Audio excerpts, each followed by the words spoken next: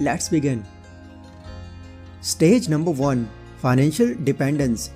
अगर आपकी लाइफ में अभी एक ऐसा टाइम चल रहा है जहां पर आप अभी कुछ भी नहीं कमाते और पूरी तरह से सिर्फ अपने पेरेंट्स पर ही डिपेंडेंट हो, तो मैं आपको बता दूं कि ऐसा अपनी लाइफ को जीने वाले आप दुनिया में अकेले नहीं हो, क्योंकि हर कोई अपनी लाइफ की एक स्टेज पर फाइनेंशियली दूसरों पर डिपेंड ही रहता है। और इंडिया जैसी कंट्री में तो ये चीज और भी ज्यादा होती है, क्योंकि यहाँ पर लोग हमेशा अपने पेरेंट्स और सभी के साथ रहना पसंद करते हैं।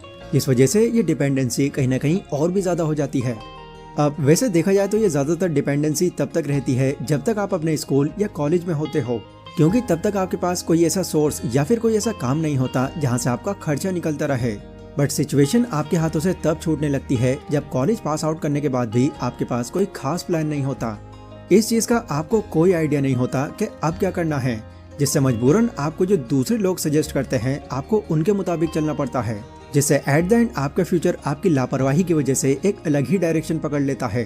तो इसीलिए सबसे पहली स्टेज आपको यही सिखाती है कि अपने कॉलेज में ही अपने फ्यूचर की पहले से तैयारी करके रखो। आप पहले ही ये ध्यान में रखो कि यहाँ से निकलने के बाद अब आपको ये करना है जिससे आप खाली न बैठ सको। इस तरह का माइंडसेट आपको शुरू से ही दूसरों पर डिपेंड रहना छुड़वा देगा और आप अपने दम पर कुछ कर पाओगे।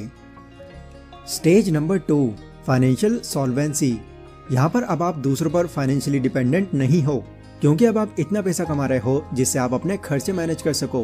बट स्टिल अभी आपकी कमाई इतनी ज्यादा नहीं है कि उससे आप अपने खर्चे भी चला सको और इमरजेंसी के लिए भी कुछ बचा सको। टोनी रॉबिन्स के अकॉर्डिंग ये दूसरी स्टेज लोगों की एक सर्वाइवल स्टेज होती है, जिसमें गुजारा करने के लिए भी आपको मेहनत करनी पड़ती है। तो इसमें अब आपको एक स्टेप और आगे बढ़ने के लिए थोड़ा और टाइम देने की जरूरत है। जैसे सपोज करो अभी आपकी एक जॉब है जो आपको महीने के 15,000 दे रही है, एंड इसके लिए आप 9 बजे जाते हो और शाम को 5 बजे आ जाते हो। तो इसके बाद का ये जो 9 से 5 का टाइम होता है, यही टाइम ये डिसाइड करता है कि आप अपने फ्यूचर को लेकर कितना सीरियस हो। अगर आप अपने इस टाइम को घूमने फिरने या फिर फोन चलाने में गुजार रहे हो तो हमेशा आप अपनी इसी स्टेज पर रहोगे जहाँ पर आज चल रहे हो। बट अगर आप अपने इस टाइम को यूटिलाइज करके कोई नई स्किल सीखते हो जो आपको एक नया इनकम सोर्स बना कर दे, तो यहाँ पर अब आपकी इनकम आपके खर्चों से आगे बढ़ जाएगी और आप कुछ सेव कर पाओगे। Stage number 3, financial stability. तो यहाँ पर अगर आप अपने इनकम से सारे खर्चे करने के बाद भी कुछ पैसे सेव कर पा रहे हो, तो इसका मतलब सीधा है कि आप अपनी फाइनेंशियल स्टेबिलिटी की स्टेज पर अपनी पकड़ बना चुके हो, क्योंकि इस स्टेज पर सेविंग्स करना एक बेसिक पर इम्पोर्टेंट चीज मानी जाती है। एंड जब आपके पास आपकी सेविंग्स होती है तो आप अनसर्टेन सिचुएशन और इमरजेंसी जैसे हालातों से भी अच्छे से डील कर पाते हैं। तो अब जब आप अपने कुछ पैसे खुद के लिए सेव कर पा रहे हो, तो यहाँ पर अगर आपको आपके ऊपर कोई लोन या फिर उधारी है, पहले उसको निपटाना है, क्योंकि ये चीजें ऐसी होती हैं जो जब तक आपके सर पर रहती हैं आपको तब तक चिंता रहती है। एंड एक बार ये सब उतर जाने के बाद आप देखना आप ज्यादा कंफर्ट और सुकून भरी लाइफ जिएंगे। Stage number 4, financial security. अच्छा, आपके अकॉर्डिंग फाइनेंशियल सिक्योरिटी का क्या मतलब है?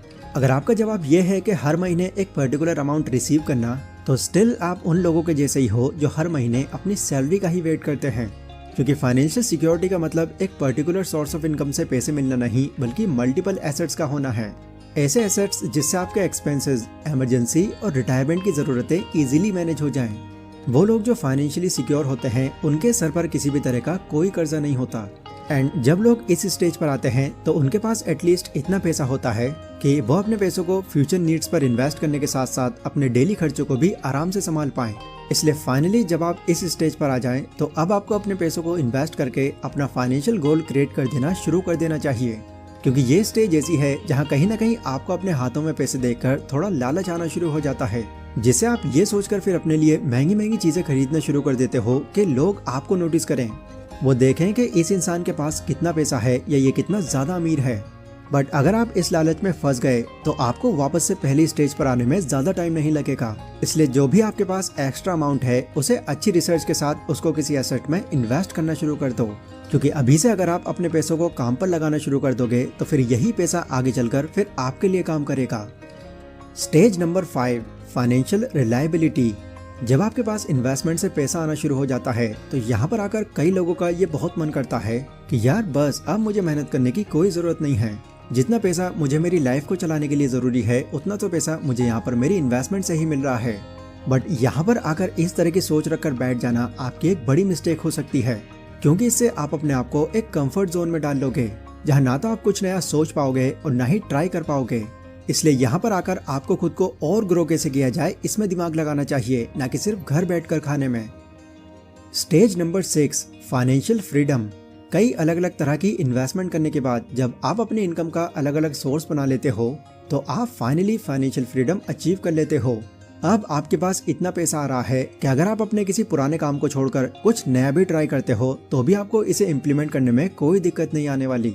कुछ केसेस में हो सकता है कि जितना आप यहाँ से एक्सपेक्ट कर रहे थे आपको उतना ना मिल पाया हो, बट इट डजंट मीन कि आप अपनी इस जर्नी में प्रोग्रेस कम कर रहे हैं, क्योंकि अब आप उन 95% लोगों की लाइफस्टाइल से बाहर आ चुके हैं जो दिन रात मेहनत करके भी ज्यादा खुश नहीं रह पाते। तो यहाँ पर आने के बाद अब आपकी लाइफ का मेन गोल क्या है, अब आपको उस पर फोकस करना है। आपको खुद को एज अ ब्रांड बनाकर ये सोचकर चलना है कि आप लोगों की वो कौन सी नीड पूरी कर सकते हैं जहाँ से आपको भी प्रॉफिट मिले। एंड जब आप इस चीज को आइडेंटिफाई कर लो तो उस नीड को एक प्रोडक्ट या सर्विस के रूप में लॉन्च करके लोगों से फीडबैक्स लेते रहो। एंड जो सुधार आपको मैक्सिमम लोग उसमें बताते चले जाएं आप कंसीडर करते रहो, जिसके बाद जो ओवरऑल आपका प्रोडक्ट निकलेगा वो मार्केट में काफी लंबे टाइम तक टिक पाएगा। Stage number 7, financial abundance. जिस तरह की फाइनेंशियल फ्रीडम आप चाहते हैं या दुनिया के बाकी लोग चाहते हैं वो आपको स्टेज 6 पर नहीं बल्कि इस स्टेज पर मिलेगी, क्योंकि इस स्टेज में अब आपके पास इतना पैसा होगा कि आपकी पुरखे भी गुजारा कर लें। लेकिन जहाँ यहाँ आपको अनलिमिटेड फ्रीडम्स मिलती हैं वहीं कुछ टेंशन्स भी मिल जाती हैं, क्योंकि यहाँ आने के बाद आपकी इनकम के साथ साथ कुछ टैक्स वगैरह के खर्चे भी बहुत बढ़ जाते हैं। तो इसे काफी हद तक हैंडल करने के लिए आपको जो अपना एक पर्टिकुलर अमाउंट होगा वो स्टॉक मार्केट की तरफ ले जाना है, जहाँ अगेन एक प्रॉपर रिसर्च और हर कंपनी की जांच पड़ताल बहुत ज्यादा इंपॉर्टेंट है। ये सब कर लेने के बाद जब आप कुछ ऐसी कंपनीज फाइनलाइज कर लो जो आपको लगता है कि फ्यूचर में ये आपको काफी अच्छे रिटर्न्स दे सकती हैं, तो वहां पर अपना पैसा लगाकर आप अपनी इस इनकम को लाइफ टाइम ग्रो कर सकते हैं। सो ये कुछ 7 ऐसी फाइनेंशियल स्टेजेस थी जिनकी मैंने रिसर्च करके शॉर्ट में आपको समझाई है। यहाँ पर नोटिस करने वाली बात यह है कि इस वीडियो में आपको ये सब प्रोसेस जितना आसान लग रहा है ये उतना आसान नहीं होने वाला। खासकर स्टार्टिंग फेज में तो आपको इसके लिए बहुत मेहनत करनी होगी। एंड हो सकता है कभी कभी कुछ ऐसा टाइम भी आ जाए जब आप गिव अप करने की सोचो, बट अगर आप वहां पर जाकर भी गिव अप कर जाओगे तो अगेन आपकी लाइफस्टाइल भी फिर वैसी ही रहेगी जैसे 95% लोगों की है। तो इन्हें समझो और इनके अकॉर्डिंग अपनी फाइनेंशियल जर्नी स्टार्ट कर दो। इस वीडियो से मिली इन्फॉर्मेशन अगर आपको पसंद आई हो तो इसको लाइक और शेयर जरूर करें।